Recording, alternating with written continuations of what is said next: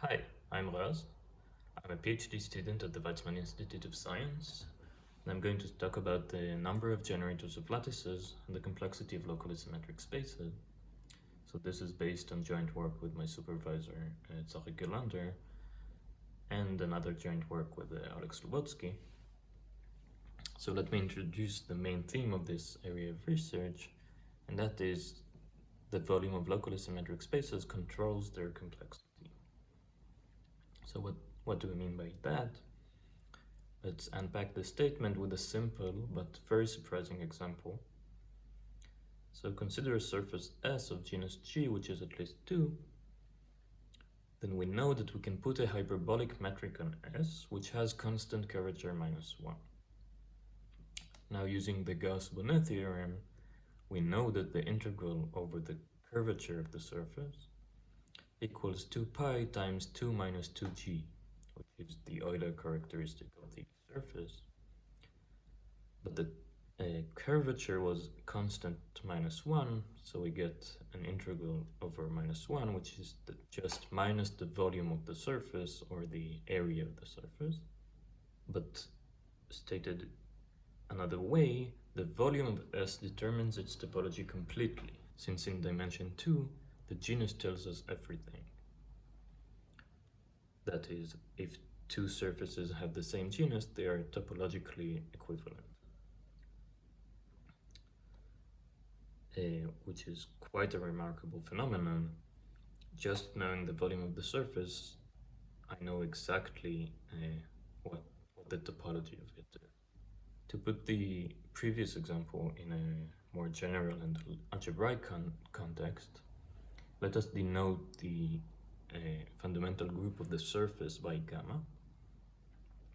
And we know that the universal cover of S is the hyperbolic plane, which I'm going to denote by H2. So S is isometric to H2 modulo the fundamental group gamma. And the isometric group of H2 is SL2R, 2 by 2 matrices with determinant 1.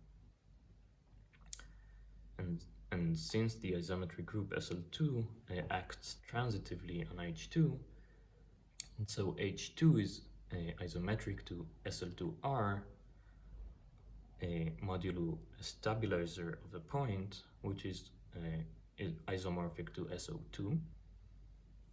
And all in all, we get that S, which is isometric to H2 modulo gamma, is isometric to SL2R mod SO2 modulo gamma, which is the fundamental group.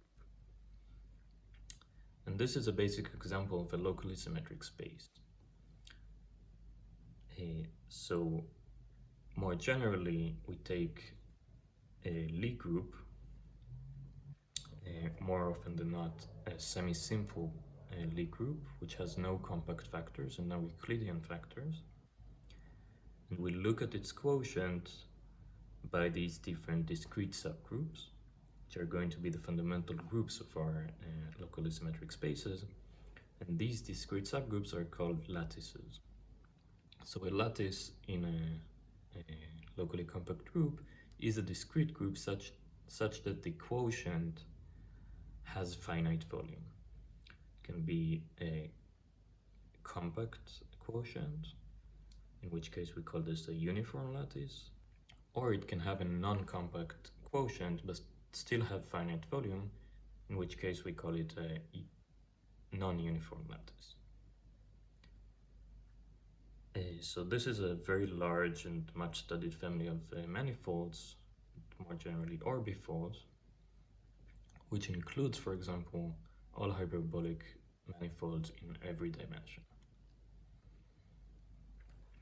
And all of these manifolds are non-positively curved. This duality of algebraic and geometric data enables us to use a wide variety of tools to study them. Also to move from studying locally symmetric spaces to discrete subgroups of Lie groups, and vice versa. So let's see some results in higher dimensions.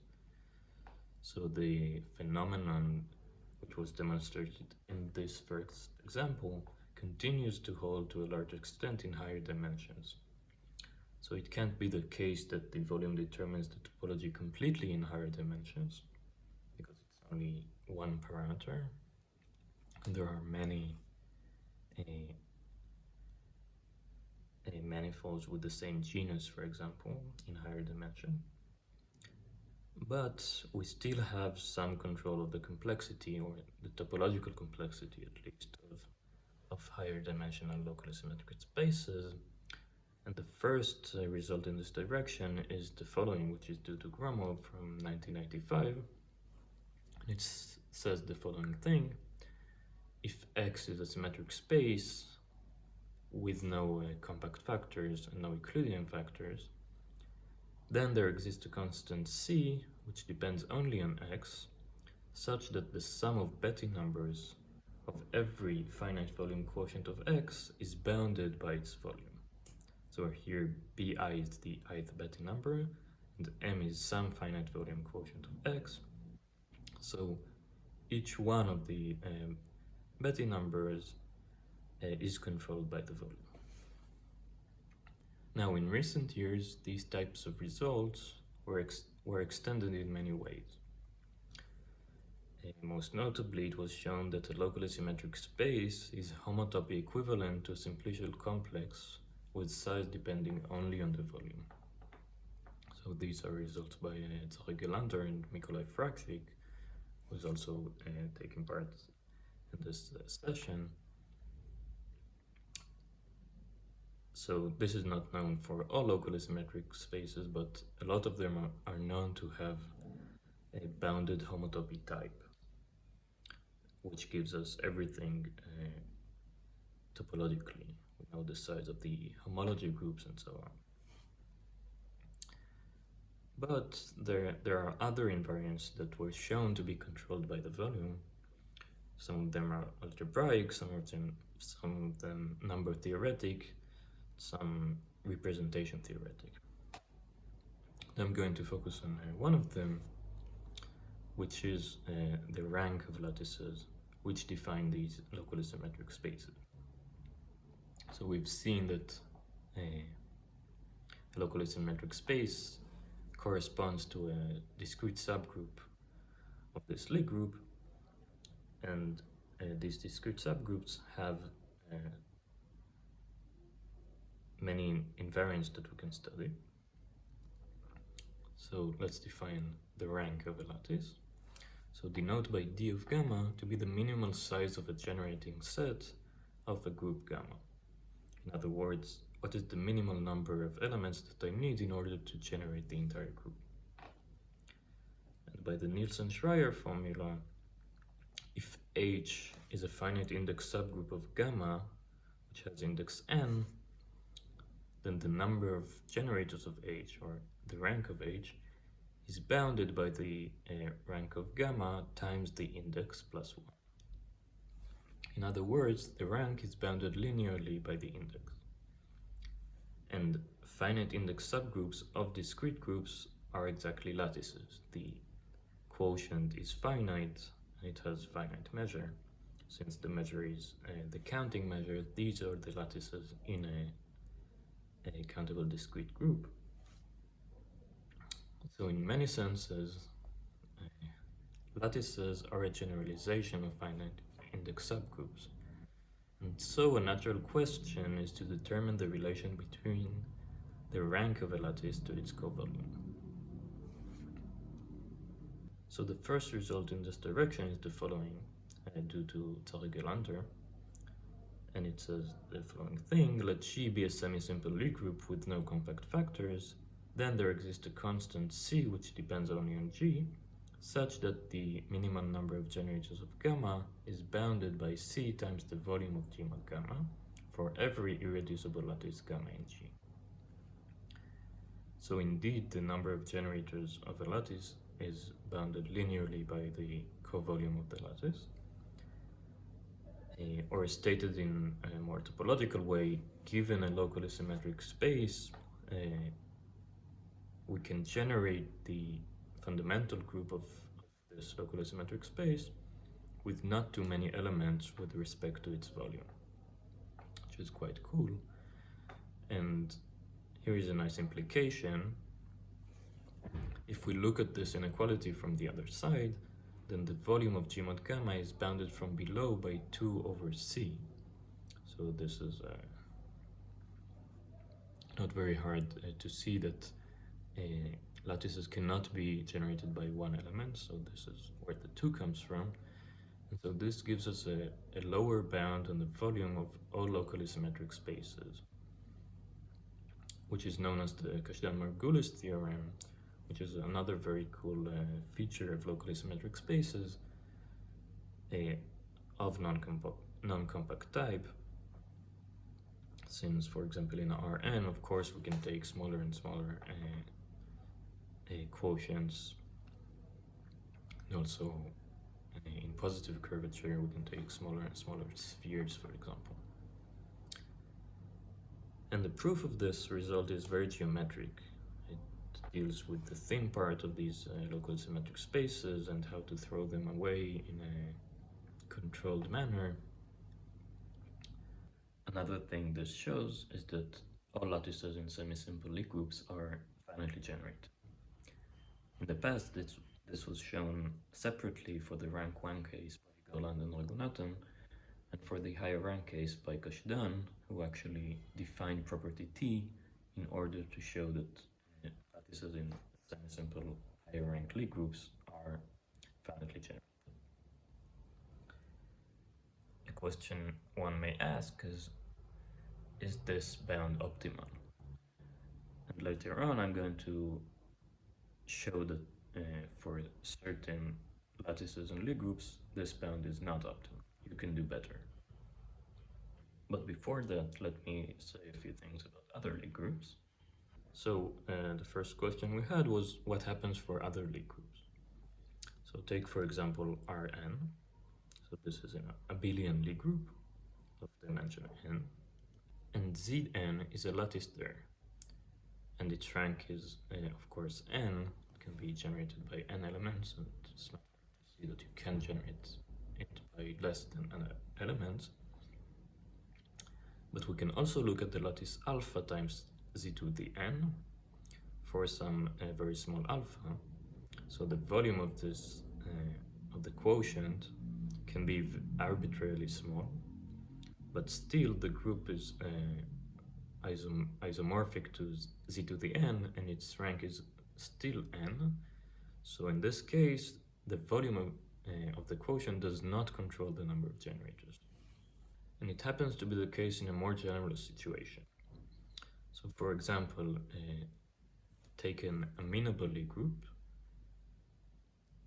Think of G equals SON, the group of rotations in n dimensions, times H, where H is the group of upper triangular matrices. So these are the types of groups we're talking about. They are generally a product of compact Lie groups and solvable Lie groups. And there we have the following result, together with Tsachik Gelander. Let G be an amenable Lie group, then there exists a constant C such that every lattice gamma in G can be generated by at most C elements. So there is a uniform bound on the number of generators of lattices in amenable Lie groups. So this generalizes a result of Mostov from 1962, who dealt only with solvable Lie groups. He showed the same type of uniform bound. And we use this result to show a similar result for general Lie groups. So a general connected Lie group can be decomposed to the semi-simple part and the amenable part. And using this theorem, we can decompose the lattice to the amenable part and to the semi-simple part, and show that the number of generators in a general Lie group can be bounded in terms of the volume, at least in the semi-simple part. Let me now go back to the question of whether the linear bound on the number of generators of lattices is best possible. So we're going to distinguish between the rank 1 case and the higher rank case. So the rank of a Lie group is the dimension of a maximal torus inside it, and it corresponds to the maximal flat manifold, which can be embedded inside the locally symmetric space. In this area, we like to distinguish between the rank 1 case, which for example includes the isometry groups of hyperbolic end space and other hyperbolic type of spaces, and the higher rank case, which is everything else. So high in this area is at least 2, which includes, for example, SL3, SL3R. From now on, you can think of SL and R, where if n equals 2, then this is the rank 1 case, and if n is at least 3, then this is the high rank case. So in rank 1, this bound, this linear bound of the number of generators of a lattice by the covolume is the best possible. Since, for example, F2, the free group on 2 generators, is a lattice in SL2R. In fact, it's a finite index subgroup of SL2Z, and so by the Nielsen-Schreier formula, subgroups of the free group satisfy that if H is a subgroup of F2, then the number of generators of H is 1 plus the index. So this is exactly linear in the volume Y. So here is a reminder: if G projects onto H, then the number of generators of G is at least that of the number of generators of H. Since, for example, we can just take the images of the generators of G and they will generate H. In addition, if gamma is a lattice and H is a subgroup of finite index, then the volume of G mod H is equal to the volume of G mod gamma times the index. This is because a finite index subgroup of index n corresponds to an n cover of the base manifold, and its volume is the volume of the base manifold times the times n. So we get that if a lattice projects onto the free group, then we can take their finite index subgroups, and the number of generators there will be linear in the covolume of these subgroups. So for SON1, which is the isometry group of the hyperbolic end space, there are known to have certain lattices which project onto F2 in every dimension. And so this linear bound is indeed the best possible. It is also known for SUN1 for n equals 2 or 3. For other rank 1 Lie groups, this is not known. But in higher rank, sometimes we can do better, which is what I'm going to talk about next. So in a paper by Albert, Gelander, and Nikolov, the following conjecture is raised: let H be a simple Lie group of rank at least 2, and gamma n a sequence of lattices with their volumes tending to infinity, then the rank of these lattices is sublinear in the volume, where the limit of the rank of these lattices divided by the volume tends to 0. And in the same paper, they show that certain higher rank lattices have what's called rank gradient 0. This means that we're looking at a sequence of subgroups of a given lattice, and then they show that the growth of the rank is indeed sublinear along this sequence. And maybe the main result of this talk is the following. We say that a simple Lie group H is too generic if some conditions, which I'm not going to talk about, but in other words, you can say that every Lie group is too generic unless it's E6, D4, or AN, where n is not equal to 2 to the m minus 1. But some senses, most Lie group are of this form. Then we have the following result together with Alex Lubotzky.